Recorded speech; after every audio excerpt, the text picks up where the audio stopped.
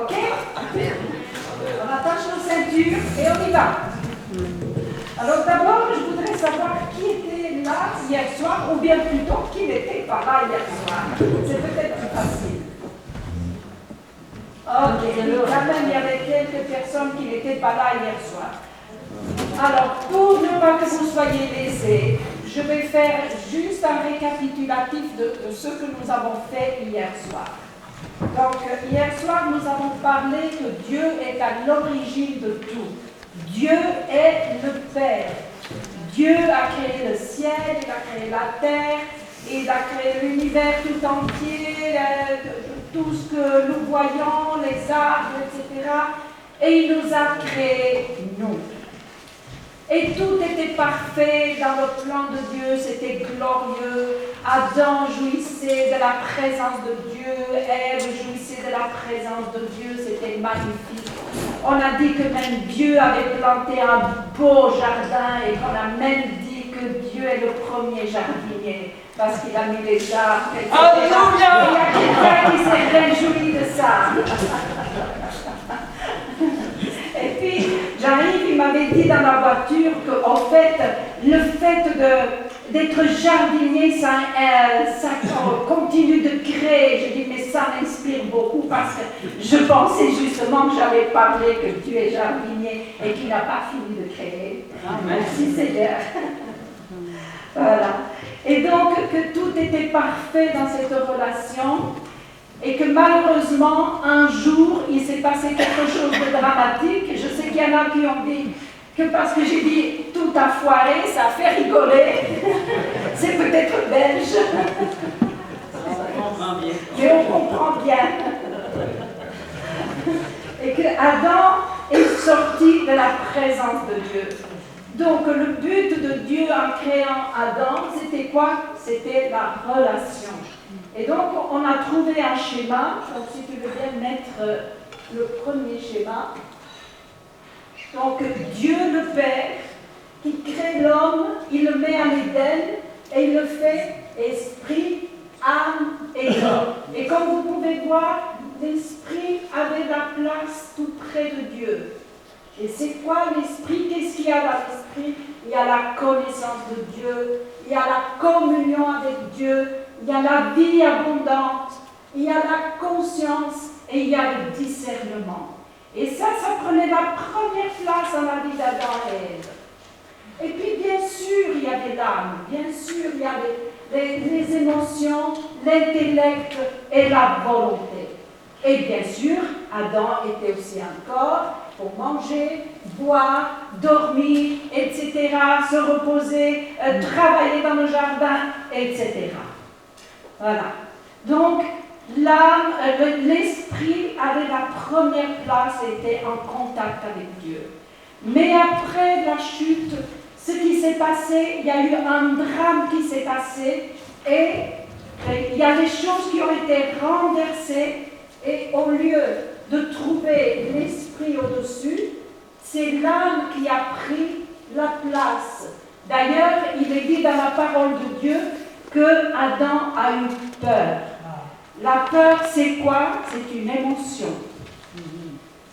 Et voilà que les choses ont été renversées selon l'ordre de Dieu. Mais quand on sort de l'ordre de Dieu, alors on essaie de créer notre propre ordre, mais ça ne marche pas. Et à partir de ce moment-là, donc Adam a commencé à vivre par les émotions, donc on a dit la peur, mais après on a dit aussi qu'il y a eu de la colère, du ressentiment qui se sont mis parce que Adam a commencé à juger Ève, même si ce n'est pas écrit clairement dans la parole de Dieu, mais on peut quand même se rendre compte que Adam a fait des reproches à Ève et que Ève faisait des reproches à son mari. Mais oui, mais pourquoi tu m'as donné le fruit? Oui, mais c'est toi qui l'as mangé. Tu aurais pu m'interdire de le manger. Et c'est ce qui se passe dans les couples. Et puis quand l'enfant est né, le premier enfant, qu'est-ce qu'il a entendu? Mais il a entendu que des disputes dans le couple. Et comme ça, c'est le premier enfant, Caïn, a commencé à voir la violence, à comprendre la violence, la vivre au milieu de la famille. Et comment ça se fait qu'il a été jusqu'au crime, qu'il a tué son frère? Mais c'est parce qu'il a dû voir beaucoup de disputes jusqu'à la violence chez lui. Sinon, qui lui aurait enseigné tout ça? Et voilà, donc on a dit que Caïn est parti loin de Dieu dans un pays qui s'appelle Nod. Alors que Adam et Ève étaient dans un beau jardin des délices, voilà qu'ils se trouvent chassés, mais Caïn va encore plus loin. Et le mot Nod, ça veut dire errance. Et c'est à partir de là que l'errance de l'être humain a commencé et que ça n'a pas fini. Et que finalement, alors que Adam, il était en position de connaître le Père et d'apprendre tout par le Père, parce que Dieu lui a dit cultive le jardin, mais bien sûr, il a appris de Dieu qui était Père, qui était son Père, et qui lui a montré comment on plante des arbres, un jardin. Le Père lui a montré tout ça. Donc, après tout ça, mais il s'est passé que Adam a dû chercher des moyens par lui-même. Ça veut dire qu'il est sorti du véritable repère et il a dû trouver des repères en lui-même selon son intellect, son raisonnement et son ressenti. D'où la position de l'âme qui prend la première place. Et parce que l'âme prend la première place, il se trouve que l'esprit commence à être comprimé par les disputes qui se passaient à la maison, et par tout un tas d'autres choses qui sont venues, par le crime, etc., et par l'idolâtrie, et de plus en plus, et ça a été de plus en plus loin, et ça n'a pas terminé jusque-là. Et à partir de là, l'être humain est devenu un être sans père, qui est errant depuis Adam. Et Dieu veut restaurer cette relation. Amen. Parce que Dieu est Père. Et il ne s'est pas résigné en disant, ben alors je détruis Adam et point c'est tout. Non, Dieu a mis en place vraiment un plan extraordinaire. Il a vu qu'on n'aurait jamais pu retourner vers lui par nous-mêmes. D'ailleurs, dans l'Ancien Testament, le peuple d'Israël devait toujours offrir un sacrifice à Dieu pour chaque péché qu'il faisait. Et ce n'était pas possible. Le péché est entré dans le monde. Et parce que Adam, fils de Dieu, est sorti de la paternité, il fallait un autre fils parfait qui vienne et qui vienne réparer la faute d'Adam. Et c'est ce que le Seigneur Jésus est venu faire en venant sur la terre. Voilà. Donc, c'est à peu près ça qu'on a dit. Ce qui fait que, à partir de là, quelqu'un d'autre, alors que Dieu est le véritable Père, quelqu'un d'autre a revendiqué la paternité. Et qui est ce quelqu'un d'autre? Mais c'est Satan lui-même, c'est celui qui a fait tomber Adam et Ève. Et donc, Adam, au lieu de se trouver en sécurité dans la maison du Père, il va se trouver dans l'insécurité. Au lieu de se sentir aimé, il est haï. Et c'est tout à fait l'opposé. Donc vous voyez ce que le diable fait dans nos vies. Et que si on n'a pas la protection du Père et que si l'Esprit ne reprend pas de nouveau la place de l'origine, alors l'âme qui est malheureuse et l'âme qui est blessée va commencer à contrôler nos pensées, nos émotions et de la manière négative parce qu'on n'a plus le repère. Et l'ennemi va s'infiltrer et l'ennemi va faire des ravages, il va nous tenir esclaves et il va nous tenir dans des forteresses parce qu'on va commencer à agir par notre raisonnement. Est-ce que Dieu m'aime? Mais non, si Dieu était vraiment amour, il ne permettrait pas qu'il arrive telle chose et telle chose. Et nous, on se remplit notre tête et on essaye de se raisonner et puis ça devient des puissances et des forteresses. Et notre esprit encaisse tout ça. Et alors, donc, ça veut dire que au départ une simple émotion, devient une forteresse, mais ça devient un péché parce qu'il n'est plus aligné à l'Esprit de Dieu. Donc l'Esprit a besoin d'être renouvelé. Dieu a voulu une identité parfaite pour nous. Adam savait qui il était. Il était fils de Dieu. Il savait d'où il venait. Il venait du Père. Et il savait quelle était sa mission sur la terre.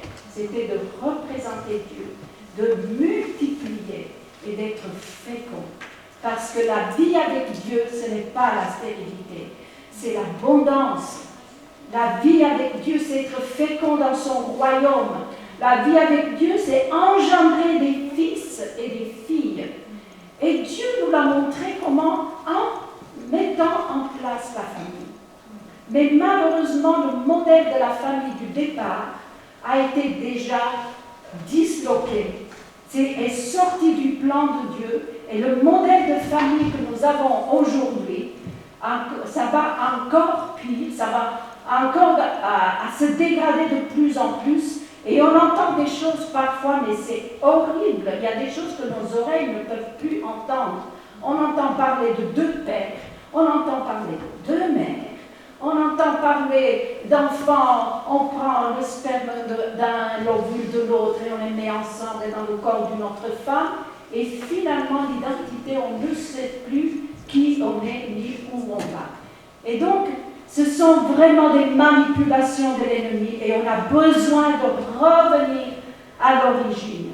Et alors, en vous décrivant toutes ces choses-là, on aimerait bien vraiment que le Seigneur se révèle tout à nouveau en tant que Père. Parce que pour lui, tout a été fait. Le deuxième Fils parfait de Dieu est déjà venu. Et il a vu notre errance. Il a vu où nous étions. Et il a pris notre malédiction. Sauf que nous continuons souvent à vivre nous-mêmes sur la malédiction que le Seigneur Jésus a déjà portée et qu'on n'aurait même plus besoin de la porter. Mais il y a une espérance pendant ce week-end. Dieu est Père et va triompher. Alléluia.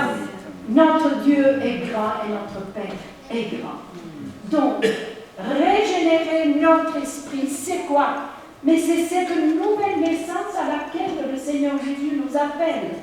Il nous a parlé en long et en large hier soir de la nouvelle naissance qui est produite non pas par un raisonnement humain, mais qui est produite par l'Esprit, par une parole vivante de l'Esprit qui est mise en nous dans notre esprit.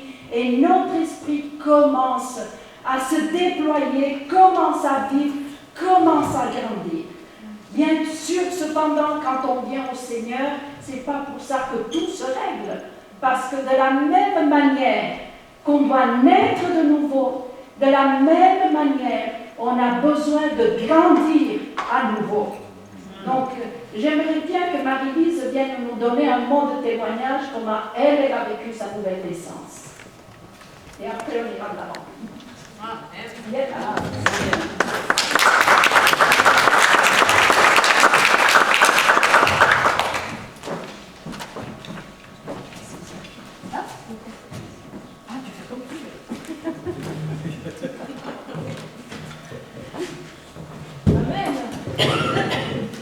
Vous allez bien?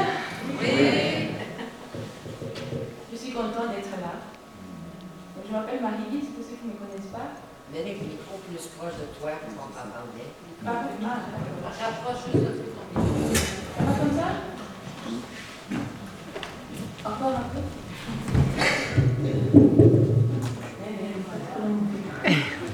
Ça va comme ça? Oui. Voilà. Je suis contente d'être là. C'est un beau voyage. Et je ne savais pas du tout que j'allais témoigner ce soir, mais bon. On est prêts. Voilà, je suis de mère congolaise et de père français. Et je suis troisième fille. Et mon papa a des origines aussi arabes. Donc un garçon dans la famille, c'est très important. Donc pour aller plus vite, une troisième fille, je n'étais pas vraiment la bienvenue dans la famille. Hein. On s'attendait à un garçon. Donc j'ai vécu déjà pas mal de problèmes dans le ventre de ma mère, qui s'attendait, qui espérait un garçon, et c'est une fille qui est arrivée. Voilà, donc ça c'est déjà un mauvais départ. Je suis convertie depuis 2009 à Christ, et baptisée, baptême du Saint-Esprit, tout ce que vous voulez. Et dans mon cheminement, il y avait toujours des hauts et des bas avec Dieu, dans mon intimité, dans mes moments de prière. Donc il y avait toujours des moments d'absence, 2 semaines, 1 mois, tout va bien, je suis en connexion, je suis heureuse, et 1 mois, 2 mois, rien. Et ça continue comme ça jusqu'à ce que je puisse rencontrer Yves et Liliane. Ça ne fait pas très longtemps. On s'est rencontrés en 2017 lors d'un séminaire à Rehoboth. Voilà, et c'est là qu'on s'est rencontrés aussi. Et on a fait un voyage ensemble en Israël avec eux. J'ai été de nouveau baptisée par Yves en Israël. Et au retour de ce voyage, ce moment se représentait encore. C'était vraiment très fréquent. Donc j'allais déjà dans l'église, j'y allais. Mais un jour, en revenant du travail, c'était de trop ce moment que je vivais, des hauts et des bas. Et j'ai crié à Dieu dans ma voiture. J'ai dit, Seigneur, je n'en peux plus de vivre ces moments ici. Je veux une relation continue. Tu es quand même mon Père. Pourquoi je dois vivre ce genre de choses? Et là, j'entends comme une voix qui me dit, mais parle Angela. Angela, c'est une sœur de l'église, qui est très proche d'eux d'ailleurs. Donc, le dimanche à l'église, je vais la voir. Et on était en séminaire aussi en ce moment-là. Donc, je vais la voir rapidement avant le début du séminaire. Je me dis, écoute, tu as une réponse pour moi. Je me regarde, quelle réponse? Je dis, écoute, tu veux m'appeler de te voir? Elle me dit, je dis quoi? Je dis, non, mais j'ai ce problème-ci. Je lui explique, elle me dit, mais tu as peut-être des blessures intérieures. Je dis, moi, j'ai tout fait. J'ai déjà pardonné. Non, j'ai fait un travail sur moi-même. C'est pas possible que j'ai encore des blessures intérieures. Elle me dit, on se voit à la pause. Mais pendant le séminaire, elle m'envoie vite un petit mot. Essaye de voir Yves et Liliane en dehors de l'église. Ah, j'ai dit, ok, ça va. Bon, je vais essayer de le faire. C'est ce qui a été fait. J'ai demandé à les voir. Mais entre-temps, je vais en mission. Et pendant que je suis en mission, je sens des douleurs, comme des contractions. Je ne suis pas enceinte du tout. Alors, je demande à ma chef, qui est une femme, je lui dis, écoute, je sens telle douleur. Elle me dit, ah, mais ça, c'est des douleurs d'enfantement. Je dis, mais je ne suis pas enceinte. Comment je peux avoir... J'appelle ma mère, elle me dit la même chose. Je téléphone 3 personnes qui me disent que ce sont des douleurs d'enfantement. Je dis, mais écoutez, c'est pas possible. Moi, je ne suis pas enceinte. Et quand je rentre chez moi, et là, je fais un rêve, je me vois dans mon lit avec un bébé, un tout petit bébé qui vient de naître. Et je le prenais chaleureusement. Et puis je me réveille, j'ai dit, mais c'est quoi ce truc? Un bébé. Bon, et la date du rendez-vous approchait. Je vais les voir. La première question qu'ils me posent, comment était ta relation avec ton père? Ah, j'ai dit, très bien, mon papa, c'est un père aimant, il m'aime beaucoup, c'est mon papa chéri, mais il n'était pas souvent là. Ah. Et il m'a vu quand j'avais 6 mois. ça complétait un petit peu le tableau. Et alors là, ça a été un peu compliqué. Je me souviens que c'était des larmes, je ne sais même plus comment ça s'est passé, mais bon, ils se sont présentés comme mon père et ma mère, qui m'accueillaient à ma naissance. Et c'est là que je me suis sentie accueillie, aimée et désirée, attendue. Donc ils m'ont pris dans leurs bras, on a pleuré tous les 3. Et ça a été formidable. Donc c'est quelque chose qui était en moi, qui était ancré en moi, que je ne savais pas, qui se manifestait par ses hauts et ses bas. Et depuis lors, bon, j'ai eu d'autres entretiens avec eux, mais ça a créé une ouverture entre mon Père Céleste et moi. Donc maintenant, Quand je prie qu'il soit là, qu'il ne soit pas là, je sens que je suis portée. Je ne suis plus seule. Il est là, il est avec moi.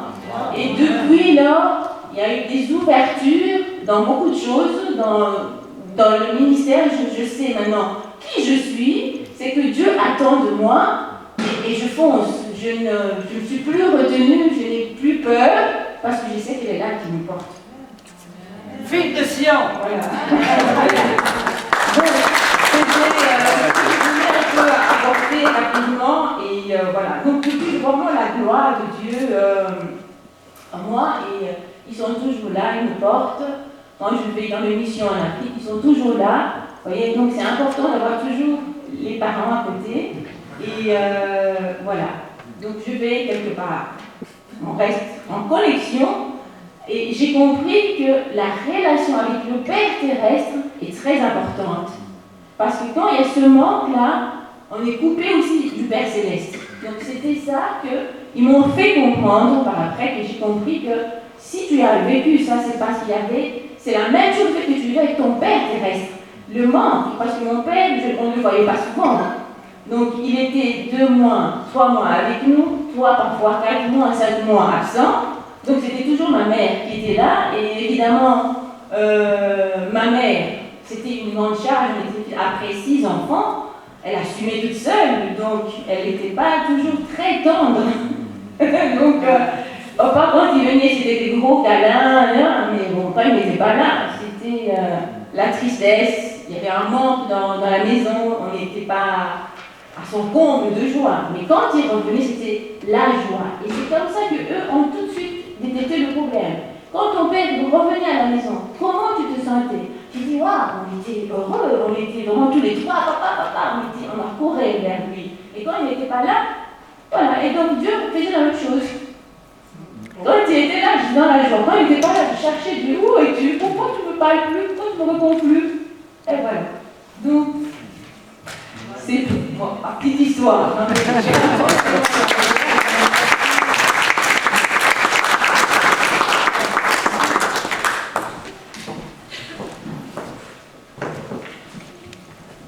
Et puis le dimanche, elle a témoigné à l'église et elle a dit, enfin, je suis née de nouveau. Et elle a dit, et ça, il faut le fêter. Elle a porté l'apéro et les chips et tout ça. Et on a fait la fête de la naissance de la petite fille. Ah.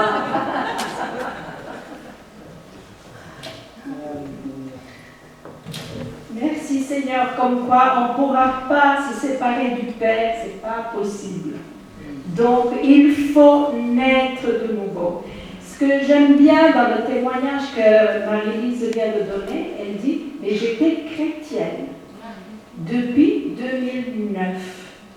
Et pourtant, tous ces hauts et ces bas. Et c'est important de signaler ça parce que parfois, et même souvent, on s'approche de Dieu parce qu'on a un besoin. Et que, après ça, Dieu va répondre. Et donc, alors on s'approche de Dieu juste parce qu'on a un besoin. Mais ça ne veut pas dire que cela va produire une nouvelle naissance. Par exemple, je m'approche de Dieu parce que j'ai un membre de ma famille qui est malade. Alors je dis, si Dieu guérit le membre de ma famille, alors je vais le suivre. Mais bien sûr, Dieu nous fait des grâces parce qu'il nous aime véritablement. Mais Dieu veut que ce soit une relation d'amour et non pas simplement parce qu'il va nous donner une grâce. Or, sinon, on va rester toujours au niveau de l'âme. Et la couche de bonne terre au niveau de l'âme, elle est mince. C'est comme ça que Jésus va dire que parfois, le semeur, il va mettre des semences, mais ça va tomber dans un terrain qui est rocailleux. Il y a de la terre, mais c'est trop peu. Et puis, quand la plante commence à pousser, et que le soleil vient, que l'épreuve vient, que la difficulté vient, la plante, elle sèche. Et donc, on pense qu'on est en train de vivre encore quelque chose de profond avec Dieu, mais en réalité, il n'y a pas de quelque chose de profond, parce que ça a été uniquement une conversion par rapport à l'âme. Alors, je sais très bien que quand Dieu vient dans notre détresse, ce qui nous touche beaucoup, c'est quand il nous apporte la consolation. La consolation, ça sera au niveau de l'âme tout d'abord. Si par exemple je suis toujours dans la tristesse ou dépressive, et tout à coup le Seigneur vient et il me console, ce sont mes émotions qui commencent à être consolées. Et je commence à me sentir bien. Et c'est juste que Dieu touche nos émotions. C'est juste. Et d'ailleurs, Dieu a besoin de guérir nos émotions. Parce que c'est lui qui les a faites. Et on ne peut pas les mépriser.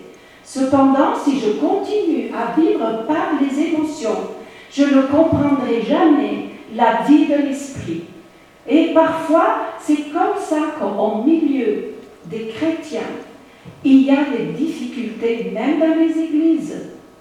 Pourquoi? Parce que, comme dit l'apôtre Paul, on va vivre comme un homme qui est livré à lui-même. Donc, pas par l'esprit, mais livré à lui-même. Comme on l'a dit tout à l'heure, on commence à raisonner, et d'autres traductions disent par la chair. Mais en réalité, c'est tout ce qui concerne l'intellect de l'âme, livré à lui-même. Donc, la conversion doit se faire pas seulement au niveau des émotions. Dieu va commencer certainement au niveau des émotions, mais ça doit aller dans l'esprit. Sinon, on va vivre comme Marie-Lise dit, moi, en 2009, je m'approche de Dieu, et pourtant, ça ne marchait pas. Et si on ne soigne pas nos émotions, on va se trouver comme des chrétiens qui ont cette couche toute petite de terre. Et puis, quand les difficultés dans la relation avec quelqu'un d'autre se présentent, eh bien, c'est comme cette semence, elle vient s'étouffer. Et l'âme va diriger la personne, et ce n'est pas l'esprit. Et c'est comme ça que Paul va dire, mais c'est comme ça que les divisions viennent. Parce que c'est tout ce qui est par rapport à l'âme. Mais l'âme qui n'est pas régénérée. C'est l'âme qui est malade, les émotions qui sont malades. Et c'est comme ça que peut-être on va aller de relation en relation, on va aller d'église en église, et on ne trouvera jamais suffisamment de satisfaction parce que ce n'est pas suffisamment profond. Alors, Dieu commence certainement au niveau de l'âme, mais ça doit aller jusqu'à la nouvelle naissance. Il faut que l'esprit soit libéré de tout ce qu'on a emmagasiné. D'ailleurs, regardez, quand on vit par l'âme, qu'est-ce qui va se passer dans notre esprit? La haine, l'état dépressif, le péché, l'intrusion démoniaque, l'incrédulité. On ne croit plus à l'amour de Dieu. Les oppressions qui sont là continuellement. Et c'est pas vivable. Et alors on va dire, mais c'est pas vrai que Dieu change les cœurs. C'est pas vrai que Dieu agit. Si c'est vrai que Dieu agit, c'est pour ça que nous, on insiste, il faut passer par la nouvelle naissance. Si on ne passe pas par la nouvelle naissance, nous ne voyons pas le royaume de Dieu. Mais nous, on veut voir le royaume de Dieu. Alors, Seigneur, merci quand tu consoles mon cœur parce que tu es mon Père. Mais il faut que ça aille plus qu'à une simple consolation. Il faut qu'on soit libéré dans notre esprit de l'esprit orphelin. Il faut qu'on soit libéré de la dépression qui a pris place et de cet esprit qui est éteint. Il faut être libéré. Le travail doit se faire au niveau de l'esprit surtout. Voilà. Donc, on a parlé d'identité.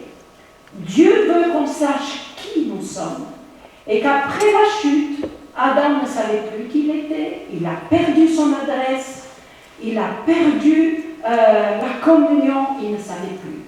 Et c'est comme ça qu'aujourd'hui encore, on peut voir même des chrétiens qui ont une carte d'identité totalement contraire à celle que Dieu avait prévue du départ. C'est-à-dire la carte d'identité qu'on a perdu le nom de Dieu. Je m'appelle orphelin. J'habite à la rue du désespoir, dans le pays de la détresse totale. Est-ce que c'est ça notre carte d'identité? Ce n'est pas celle que Dieu avait prévue. Dieu est prêt à ce que cette carte soit déchirée et qu'il nous donne sa nouvelle carte d'identité. Et ça passe par la nouvelle naissance. Alors, ce qui est formidable, c'est que le Seigneur vient, il met sa semence, et après, le Saint-Esprit commence à faire un travail en nous. Bien sûr, dites-vous que quand l'Esprit est rempli comme ça, comme on le voit là, ça ne se fait pas du jour au lendemain. Hein? C'est un travail qui doit se faire. C'est un travail qui doit se faire comment? Mais déjà, en se mettant en ordre avec Dieu, en demandant pardon de nos péchés, en lui demandant, Seigneur, maintenant je te donne tout, je m'abandonne à toi. On l'a chanté hier soir, je m'abandonne à toi, sans peur, sans réserve. Hein? Donnons tout. Seigneur, nous attend là. Ça va? Amen. Donc, parler d'identité, c'est parler de l'être tout entier. Quand Dieu commence une œuvre de restauration, il ne touche pas uniquement une chose dans notre vie. On a dit l'âme, il touche l'esprit et il touche notre corps. Parce que, comme on a dit hier soir, comme tout est complexe, tout est réuni en un, Dieu doit toucher les trois parties. De la même manière que lui, il est un, il veut que l'harmonie soit de nouveau dans notre être et il veut réunir les trois. Et combien de fois on voit qu'à partir du moment où Dieu nous touche, où on commence à vivre des choses avec Dieu, on voit des guérisons même dans notre corps. Et moi, je l'ai vu dans des personnes, par exemple, j'ai des exemples concrets. Il y avait une dame que je suivais dans le temps, elle était très âgée. Pourtant, elle aimait Dieu de tout son cœur. Cependant, au niveau de la paternité, elle n'avait rien compris de la paternité de Dieu. Et alors un jour, je lui dis, mais Dieu veut devenir votre père. Et c'était une dame qui avait plus de 90 ans. Comme quoi l'esprit orphelin ne va jamais s'effacer si ce n'est pas quitté. Et là, j'ai prié, la paternité de Dieu, elle a commencé à la sentir.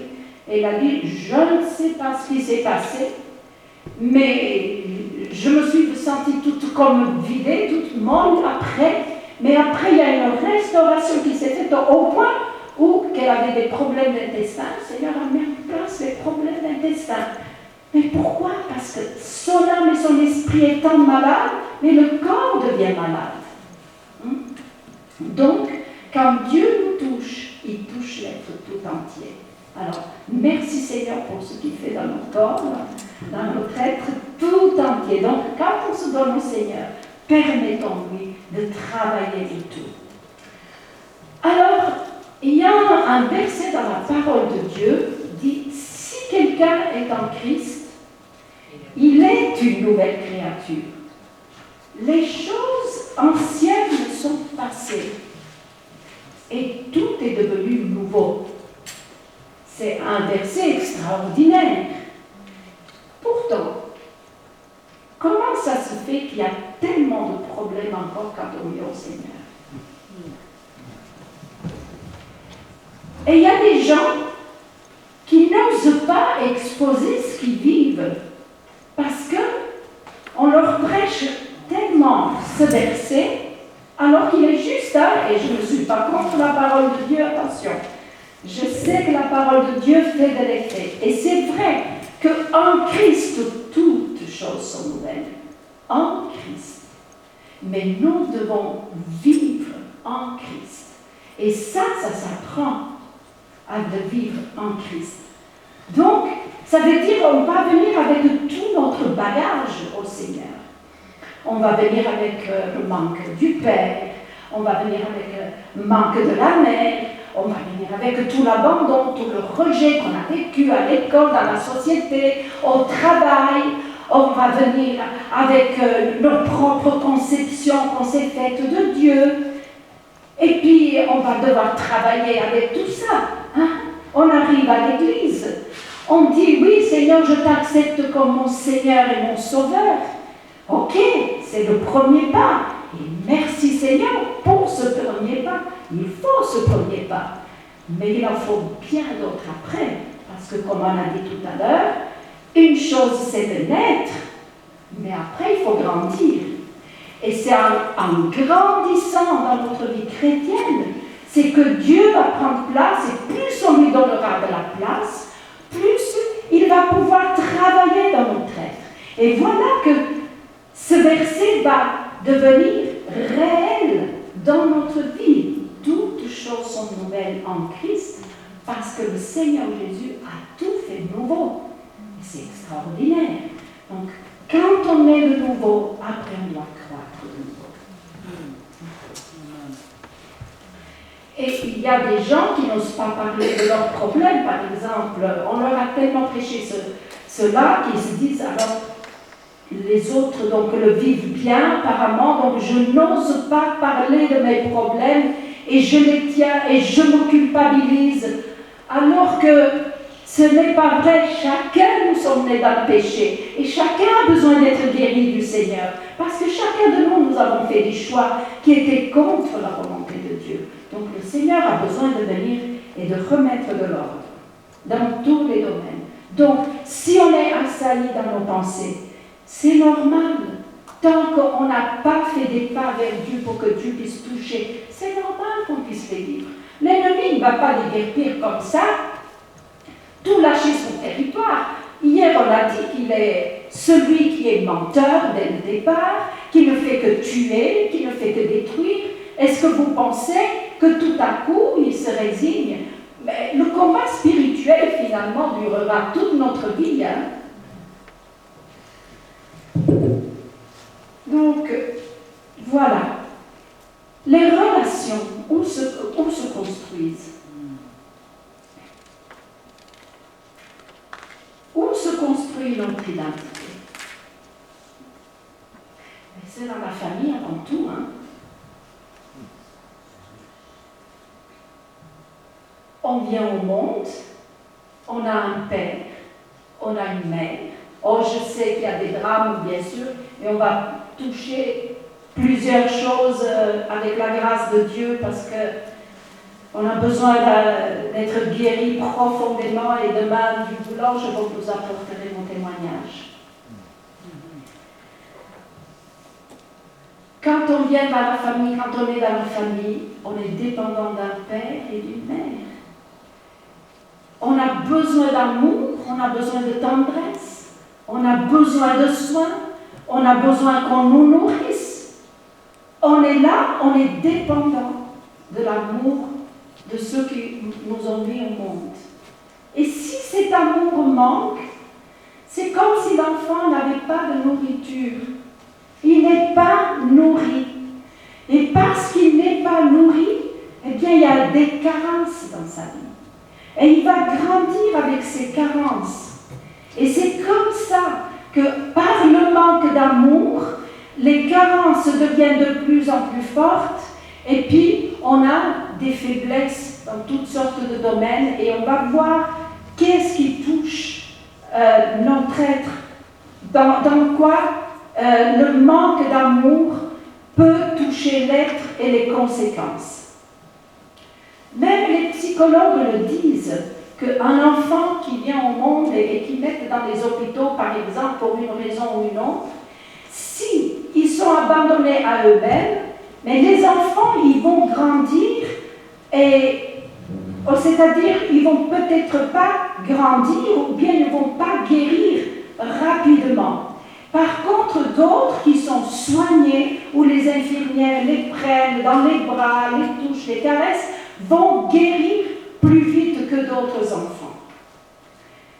Donc l'amour fait grandir.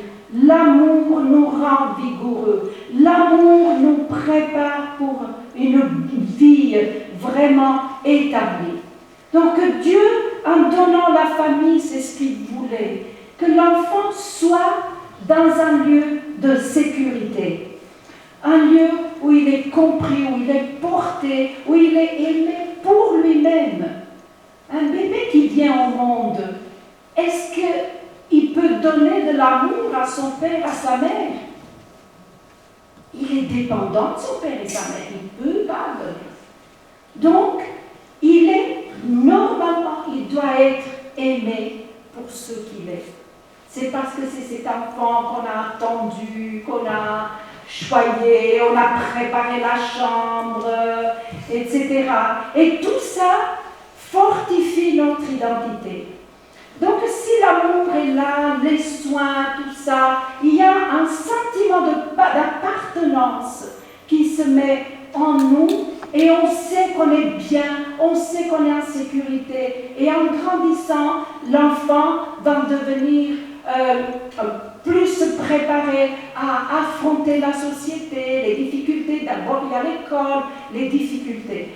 Mais si à la maison, il n'y a pas eu ces soins, il n'y a pas en lui un sentiment d'appartenance qui peut se développer, l'esprit d'errance et d'orphelin qui continue, puis l'enfant va aller à l'école parce qu'il n'a pas été aimé, chose étonnante, c'est comme s'il y avait des aimants, ça continue à l'école, et on va trouver qu'il est le bouc émissaire, on va le harceler à l'école, et ça va continuer. Et puis ça va continuer jusque dans le travail, jusque dans la réussite. Ça va toucher tout notre être. Notre identité, bonne ou pas bonne, touche tout notre être.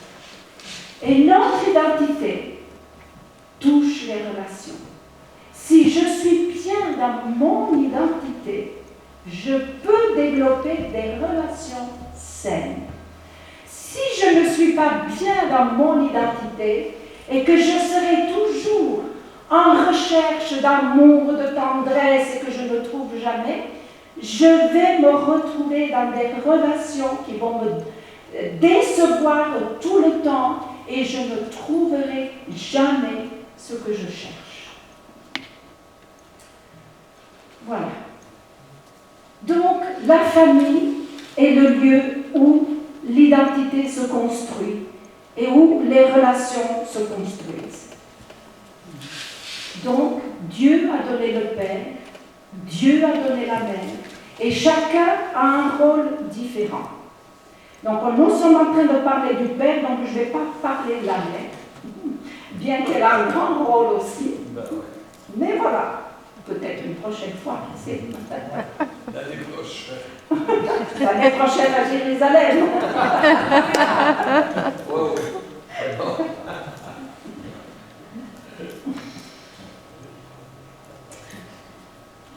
Bien. Le Père. Donc c'est celui qui, avant tout, va donner une semence qui va permettre qu'il y ait une fécondation et qui donne la vie. L'homme s'unit à Ève et elle enfanta un fils. Le Père, alors, je suis en train de parler dans l'idéal, et on sait bien que ce n'est pas toujours comme ça. Le Père, il va prendre la responsabilité de communiquer la vie. Mais il va prendre aussi la responsabilité de favoriser l'évolution et l'épanouissement de l'enfant. Jusqu'à ce qu'il fasse quelqu'un de fort et qu'il rentre dans l'âge adulte en ayant fait ses armes.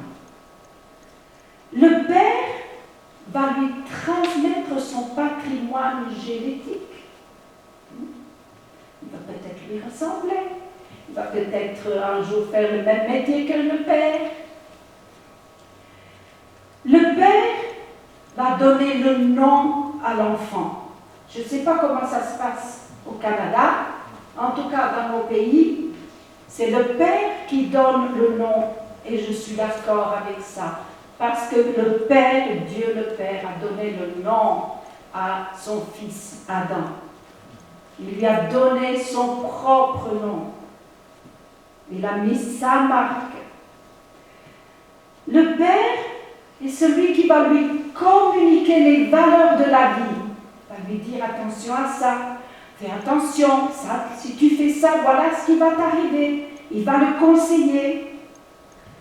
Il va lui donner l'éducation avec son épouse, bien sûr. Elle n'est pas mise de côté. Et le Père va lui communiquer comment respecter les autres, comment vivre en société. Le Père va lui apporter la sécurité matérielle. Donc il va aller travailler, il va apporter l'argent à la maison, on va lui donner à manger, à boire. Et l'enfant, il n'a pas besoin de s'inquiéter, est-ce que demain je vais manger, est-ce que demain je vais boire, etc. Le Père est là. C'est le Père qui pourvoit à tout ça. Je sais que les choses ont beaucoup changé dans la société, je sais. Mais la société a besoin d'être rachetée du Seigneur. Il faut que son royaume vienne. Amen. Le Père est celui qui protège. On va dire, les enfants vont dire, mon Père est fort. Mon Père, tu vas voir, tu me dis ça, moi je vais le dire à mon Père. Hein? Le Père protège. Le Père, celui qui va passer du temps avec son Fils. Le Père est celui aussi qui lui tape sur la main quand tu dis ça, c'est pas bon ce que tu as fait là. Hein? Le Père le corrige. Et le Père va lui donner une correction aussi quand il a mal fait. Et la punition va être toujours en rapport à l'ampleur de ce qu'il aura fait. Ça ne sera pas au-dessus ni en dessous. Une correction qui est juste. Le Père céleste, quand il nous châtie, nous, ça sera toujours dans le but de nous mettre dans la bonne direction. Donc, parfois, c'est vrai que le Père a besoin de corriger son Fils. Mais cependant, la correction qu'il va lui donner, ça ne sera pas pour calmer sa propre frustration à lui, sa propre colère, mais ça sera juste la correction juste. Il y a des choses parfois qui sont tellement banales qui n'ont même pas besoin d'être reprises. Un enfant qui est un peu gauche, il va faire tomber un verre d'eau. Ça ne mérite pas une correction, ça. Ça nous arrive à nous aussi. Un enfant, il est moins conscient que nous, et il va faire plus de bêtises que nous. Mais nous aussi, on en a fait. Hein? Ah oui, hein? C'est vrai quand même, Jean.